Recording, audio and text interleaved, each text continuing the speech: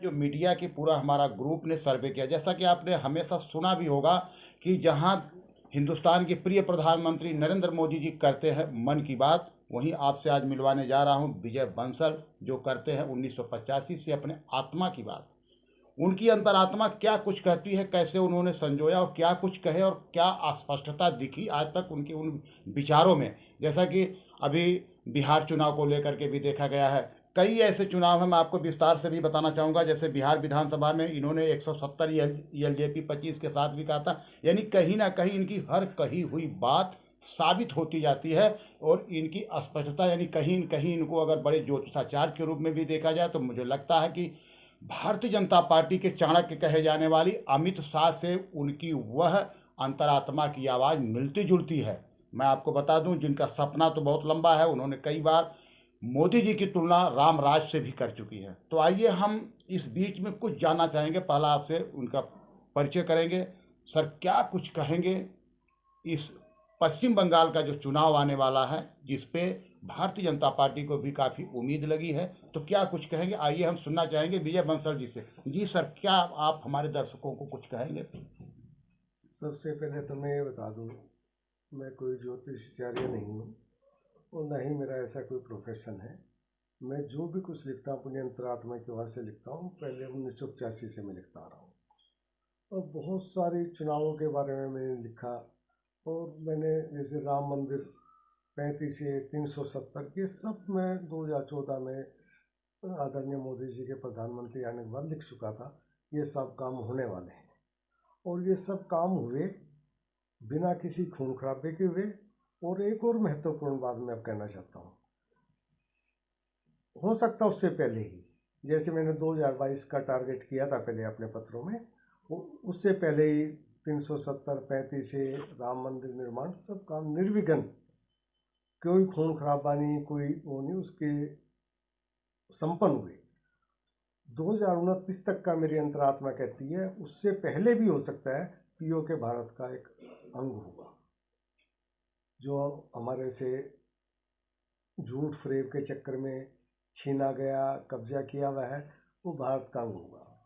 और चाइना और पाकिस्तान को भी मैं आपके माध्यम से, मीडिया के माध्यम से कहना चाहता हूँ, वो संभल जाएं। अब ये पहले वाला भारत नहीं रहा है, नहीं, उनका हर्ष बहुत ख़राब होने वाला है। इस तरह का मेरे अंदर है। मैं पहले भी लिख चुका हूँ, अगर प्रभु कृपा रही। देखिए, मैं बार बार ये कहता हूँ कोई ज्योतिषी तो मैं हूँ नहीं, मेरी अपनी अंतरात्मा यह कहती है 17 साल 6 महीने 6 दिन मोदी जी देश के निर्विघ्न प्राइम मिनिस्टर रहे।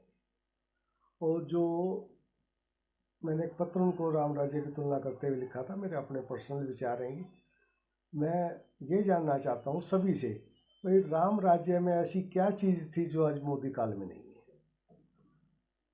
हर चीज़, आतंकवाद, भूखमरी, सब चीज़ों का निदान इसमें होता जा रहा है। सर, लेकिन आपकी अंतरात्मा की आवाज़ तो ये है कि मोदी जी के मन की भी बात मिलती है और भारतीय जनता पार्टी के चाणक्य अमित शाह की भी बात मिलती है। सवाल ये उठता है कि आपने राजीव गांधी की सरकार के लिए भी कहा था, आपने आम आदमी पार्टी के अरविंद केजरीवाल जी जो सीएम है उनके लिए भी आपकी सारी भविष्यवाणी जैसी ही ये लग रही है कि आपने जो कहा वो हुआ। एक दो सीटें कहीं ना कहीं आपका गड़बड़ आया है, लेकिन वो ऐसा होना भी स्वाभाविक है। तो मैं आपसे जानना चाहता हूँ कि ये केवल मोदी जी के मन की बात ही है और राजीव गांधी तक तो आप तो एक बहुत बड़ा चिंतन दिए हैं, इसके तरफ भारतीय जनता पार्टी की तरफ से कोई आपका संबंध, या मोदी जी के विचारों से, अमित शाह के विचारों से आपका सीधा विचार मिल रहा? धारा 370 अभी आने वाली नहीं थी तब तक आपने बोल दिया, ये क्या कारण है, कैसे आप कर पाते हैं? देखिए, मैं बचपन से आरएसएस में जाता था। जिस पे आप देख रहे हैं लगातार कि माननीय सुप्रीम कोर्ट ने भी हस्तक्षेप कर दिया है कमेटी बनाने के लिए, तो ये क्या है इनके ईमानदारी के साथ जो हो रहा है, इस पे कुछ कहेंगे? कि जो बिल आया है, मैं अब तो अपनी अंतरात्मा में बहुत दिनों से इस पर मंथन कर रहा हूँ, जब से ये धरना प्रदर्शन चल रहा है। मैं ये कहता हूँ कि कानून का विशेषज्ञ तो मैं नहीं हूँ, कानून में क्या है, लेकिन मैं ये जरूर कह सकता हूँ अपने अन्नदाताओं को आपके माध्यम से, अगर मोदी जी भी आपका भला नहीं कर सकते तो संसार में कोई नहीं कर सकता। जिस प्रकार से अभी आप 3 तलाक की बात की है कि उन्होंने बहुत न्याय दिया, लेकिन वहीं लव जिहाद के मामला को लेकर तमाम हिंदू संगठन आए दिन मांग करता है। जिस प्रकार से योगी आदित्यनाथ ने उत्तर प्रदेश में कानून लाए, उसी तर्ज की मांग को लेकर लोग आगे करते हैं। तो उसमें क्या योगी जी और मोदी जी को कानून लाने में इतना क्या परेशानी हो रही है? क्या मोदी जी को लाने में देर हो रही थी तो योगी जी को लाना पड़ा, या कुछ नहीं, ऐसा? देखिए, हमारे हिंदुस्तान की जो परंपरा है वो प्रेम और प्यार की परंपरा है, लेकिन उसमें झूठ का, फरेब का कहीं स्थान नहीं है। लव जिहाद का कानून आना बहुत ज़रूरी है। जो झूठ बोल करके, बहला फुसला करके ये काम करते हैं, उसके मैं बिल्कुल सख्त खिलाफ हूँ और उसके लिए कानून आना चाहिए।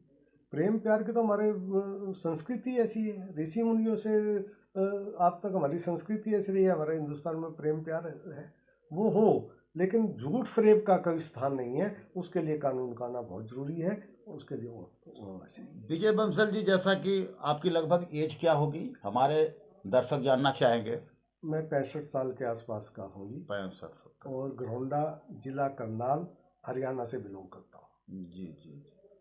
आपसे जाते जाते हम ये जानना चाहेंगे कि विजय बंसल जी, जो आपकी सारी बातें हो रही है, भारतीय जनता पार्टी की तरफ आपका अगर लगाव है या नहीं है, या कभी किसी मोदी जी से मुलाकात हुई या अमित शाह जी से? नहीं, मोदी जी से कभी मेरी मुलाकात नहीं। हाँ, उनका एक पत्र मेरे लिए तो वही काफ़ी है। उनकी धरोहर मेरे पास है, पत्र है। मैं जब भी कभी होता तो उनका वो पत्र पढ़ता हूँ तो मुझे आनंद की अनुभूति होती है। और मैं तो आज भी ये कहता हूँ, ये 70 साल से हम ऐसी व्यवस्था के अंदर जी रहे थे। मैं सभी प्रधानमंत्रियों को, जो पहले प्रधानमंत्री और इस देश में भागीदारी करें। क्या कभी मिलना चाहेंगे प्रधानमंत्री से? प्रधानमंत्री जी से आप क्या कोई उम्मीद रखे हैं कि मुलाकात करने की इच्छा हो? आपकी अंतरात्मा कभी कही कि आप मोदी जी से मिलें और मोदी जी नहीं, आपसे मिलें? मैं वो रामायण काल का एक छोटा सा प्रसंग है, सबरी वाला, मैं उसकी तरह से इंतज़ार कर रहा हूँ उनकी, कब मेरी उनसे मुलाकात हो। मैं कुछ उनको कहना चाहता हूँ, मैंने पहले भी पत्रों में लिखा है। 1-2 मिनट का समय दे दें, देश का भविष्य, शायद मुझे ऐसा लगता है, मेरी उनकी मुलाकात से देश बहुत ऊंची तरक्की पे जाएगा। देखा आपने, ये थे विजय बंसल। मैं आपको बता दूं कि इनसे बातचीत में जो हमारी मीडिया की टीम आई थी, उसके अंदर 2-3 बातें बहुत अच्छी निकल के आई हैं। एक तो जिस लव जिहाद को लेकर के योगी आदित्यनाथ के तर्ज पर ही केंद्र सरकार को सोचने की आवश्यकता है। वहीं अन्नदाताओं के लिए भी इनका एक संदेश रहा कि अगर मोदी जी नहीं कर सकते आपका भला, तो शायद भविष्य में कोई भला करने वाला कब आएगा, इसके लिए भगवान राम ही जानते हैं। वहीं पे इन्होंने मोदी जी की सरकार को लेकर के और राम राज की तुलना की, और स्वयं अपने आप को राम भक्त कहने वाले सेवरी की तरह एक इंतजार कर रहे हैं कि अगर मौका मिला कभी मोदी जी के मन की बात के साथ बैठने के लिए या बात करने की, उनके साथ काम करने की, 10 मिनट की, 15 मिनट की भी अगर समय मिला, तो कुछ ऐसा भी मेरी अंतरात्मा कह रही है कि बहुत जल्द हो सकता है हिंदुस्तान का कल्याण। बहुत बहुत धन्यवाद। आप देख रहे थे हमारे इस विषय में मैं एक चीज़ और जोड़ना चाहूँगा। जी, कुछ कहें।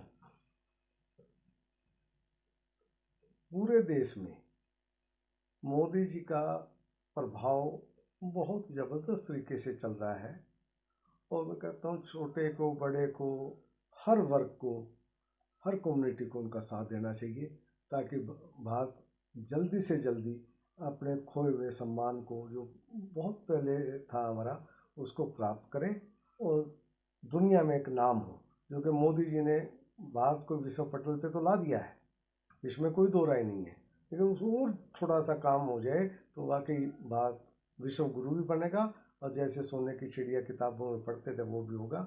जय हिंद, जय भारत।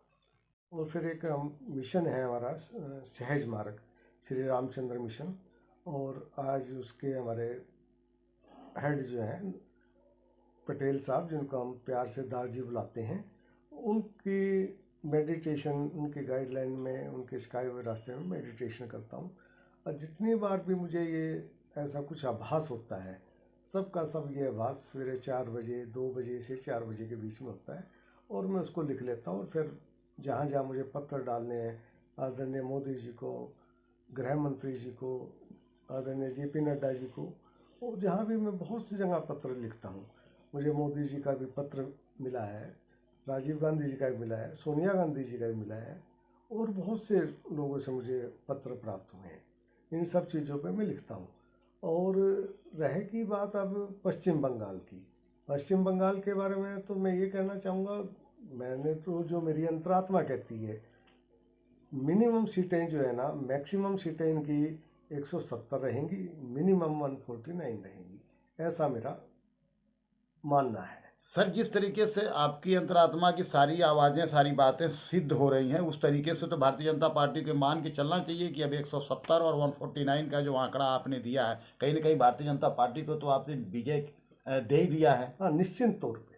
तो इसमें मोदी जी के लिए क्या कहना चाहेंगे? अमित शाह जी भी बहुत मेहनत कर रहे हैं, दोनों लोग नहीं, इसमें। मेहनत उन्हीं की है, जी मेहनत उन्हीं की है, जिस तरह से दिन रात वो मेहनत कर रहे हैं।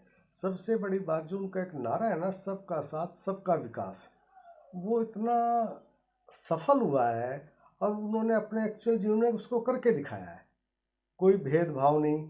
आप देखिए, मुस्लिम बहनों को उस नरक से निकालना, 3 तलाक वाले नरक से निकालना, ये कोई छोटी बात नहीं थी। जी। उन्होंने तो ये कभी देखा ही नहीं, ये हिंदू है, ये मुस्लिम है, ये सिख है, ये ईसाई है, ऐसा उन्होंने कभी नहीं देखा। उनकी आत्मा बिल्कुल साफ है। मैं तो ये कहूँगा, मेरे अपने पर्सनल विचार है, कोई इसको अदरवाइज मान ले, इस पृथ्वी पर वो अवतरित हुए हैं, संत हैं, देश उनको प्राइम मिनिस्टर